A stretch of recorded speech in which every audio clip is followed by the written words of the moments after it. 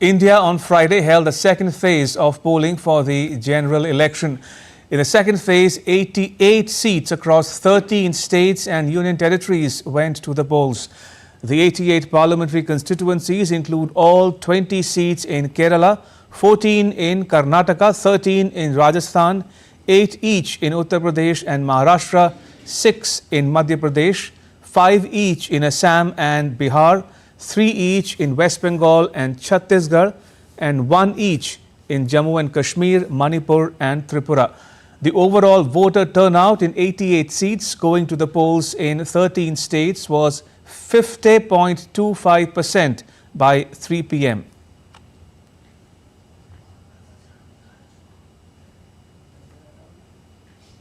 Right, joining me from Nanded in Maharashtra is my colleague Yogesh Sheetal. Yogesh, what's the latest you can share with us about the polling where you are?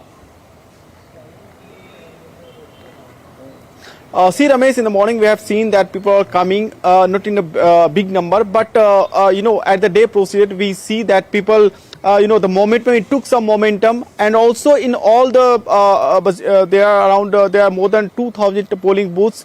Not all the booths, but some booths, we can say some model booths also. In some booths, the frequency of people and the voters, basically the excitement we see was obviously very good. In some, it was average, and currently I am in a, polling booth. You can see my camera person. I would request my camera person to show you that how people in less number, at least people are coming, and in the all 8 constituencies, there are 5 in Vidarbha and 3 in Marathwada, the 8 constituencies, the voter turnout has been a concern in the past, but this time it is roughly around 53% by 6 p.m. Time is also, I think the final figure would be out by the election commission, so it remains to be seen that what will be the final turnout. But we can see that people have definitely used their franchise, and the preparations also by different administration, also election commission, to ensure that voter turnout would be a better, at least at this point in time in this election. So we can expect the election commission to release the figures so that we could exactly understand what are the figures. But yes, excitement was there. Young voters, we see a lot of young voters. They are just exercising their duties, their rights also. So the figure can be good. And yes, there was no any untoward incident. There were 29 sensitive booths in Nanded, particular Nanded constituency. There is no report of any kind of untoward incident or any kind of disturbances. Preparations were adequate. Preparations were already made. So currently you can see the festival is currently going on in a very smooth and very comfortable environment. Yeah. Yogesh, having spent the last few days in Marathwada region as a whole, in Maharashtra and Nanded in particular, what's the sense you get? What's the mood like in the camps of various political parties and their candidates in Nanded and elsewhere in the Marathwada region?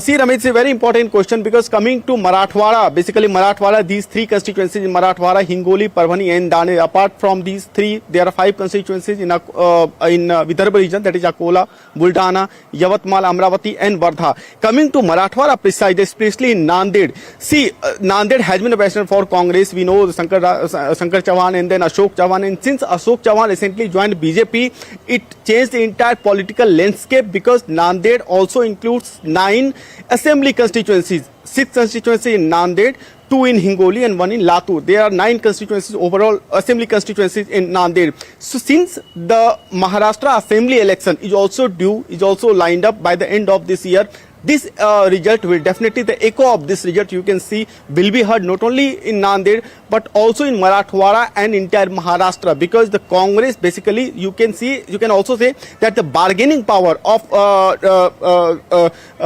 the leaders, basically they are involved, particularly Ashok Chauhan, will definitely get impacted. Apart from that, coming to on 3 seats, there is a direct face-off between 2 factions of Shiv Sena, that is Yavatmal, Buldana and Hingoli. In these 3 seats, Shiv Sena, both factions of Shiv Sena, Uddhav Balasaheb Thackeray and Shiv Sena led by Eknath Shinde, there is a direct face-off. Apart from Shiv Sena, we know also that there is a split in NCP also, NCP Sharad Chandra Pawar and NCP led by Ajit Pawar. So there are multiple parties set up, and at the same time, in the meantime, we can see that Vanchit Bahujan Aghadi led by Prakash Ambedkar has made the entire political fight very interesting, because they have fielded their candidates in 7 seats out of 8 seats. In 1 seat, one seat. There is other leader, but yes, on 7 seats they are contesting. Now, why it is important? Because in 2019 we had seen that Prakash Ambedkar had contested on 2 seats, Akola and Solapur. In those seats, what happened?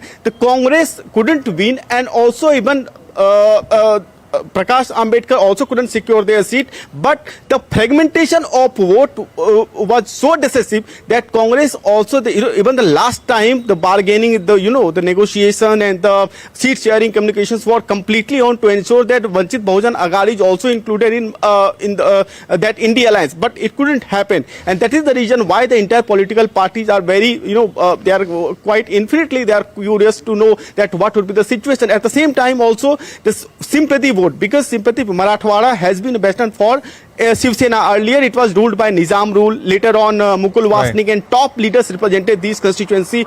Later on since the emergence of Bala Saheb Thackeray, after the emergence of Bala Saheb Thackeray, Shiv Sena just dominated the entire seat. Now since Shiv Sena has split, now the sympathy and silent vote of sympathy will decide the entire fate of the region. So this is multiple factors are there, Ramesh, at this point. Fascinating, absolutely fascinating. Yogesh, thank you. Yogesh Sheetal reporting there from